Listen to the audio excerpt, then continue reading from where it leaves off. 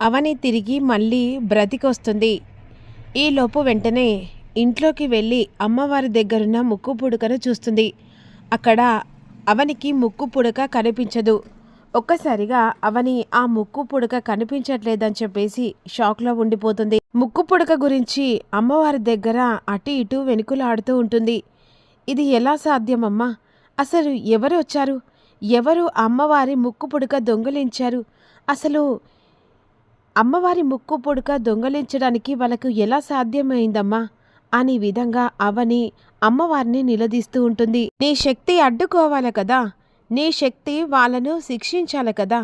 ముక్కు పుడక ముట్టుకుంటే ఉగ్ర రూపంలో నువ్వు అందరినీ భస్మం చేస్తావు.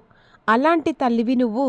ముక్కు పుడక ఆ రాక్షసురొచ్చి దొంగలించుకొని వెళ్తూ ఉంటే నువ్వు ఎలా చూస్తూ ఊరుకున్నావమ్మా అని నిలదీస్తూ ఉంటుంది అవని అమ్మవారిని. ఇది ఎలా సాధ్యమమ్మా? అసలు ఆ ముక్కు పుడక ఏమైనట్టు అని బాధపడుతూ వెంటనే వేదవతి వాళ్ళ ఇంటికి వస్తుంది. వేదవతి కోపంతో బయటికొచ్చి ముక్కు పుడకను ఏం చేస్తావని చెప్పేసి నిలదీస్తూ ఉండగా, ఏముందత్తయ్య, ఇంక నీకు అర్థం కావట్లేదు, చనిపోయినట్టుగా నాటకం ఆడించి అక్కడ అమ్మవారి ముక్కు పుడకను దొంగిలించి పక్కగా ప్లాన్ చేసి ముక్కు పుడకను మాయం చేసుకొని మంచి హాయిగా ఎంజాయ్ చేయొచ్చని పక్కగా ప్లాన్ చేసినట్టుంది అని విధంగా నిహారిక అంటూ ఉంటుంది. ఇక మరోవైపు నేను ముక్కు పుడకను దొంగలించలేదు, అమ్మవారి దగ్గరే ఉండాలి, అసలు ఆ ముక్కు పుడక ఎవరు మాయం చేశారో అంతు చిక్కట్లేదని చెప్పేసి ఇక్కడ బాధపడుతుండగా అక్కడ మాంత్రికుడు ఇక ఆ ముక్కు పుడకను అక్కడ ఒక రాక్షసుని అమ్మవారి రూపంలో ఉన్న దగ్గర పెడుతుంది.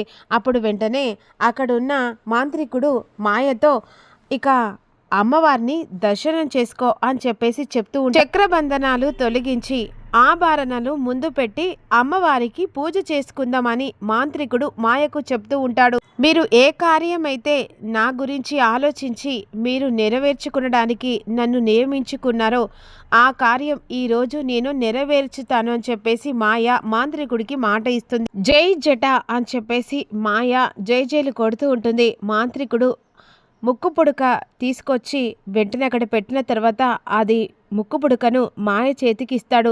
ముక్కు పుడక చూస్తూ ఉంటుంది. అమ్మవారు ఆగ్రహానికి ముక్కు పుడక ముట్టనివ్వకుండా మాంత్రికుడు ఇక తన చేతికి చిక్కించుకున్నాడు. మరి అమ్మవారు ఆగ్రహంతో ఇక మాయ ఆ మాంత్రికుడు బలి కానున్నాడా అనేదే అప్కమింగ్లో తెలుసుకుందాం. అవని మీద నిందలు వేసిన నిహారికకు ఎలాంటి బుద్ధి చెప్పబోతుంది?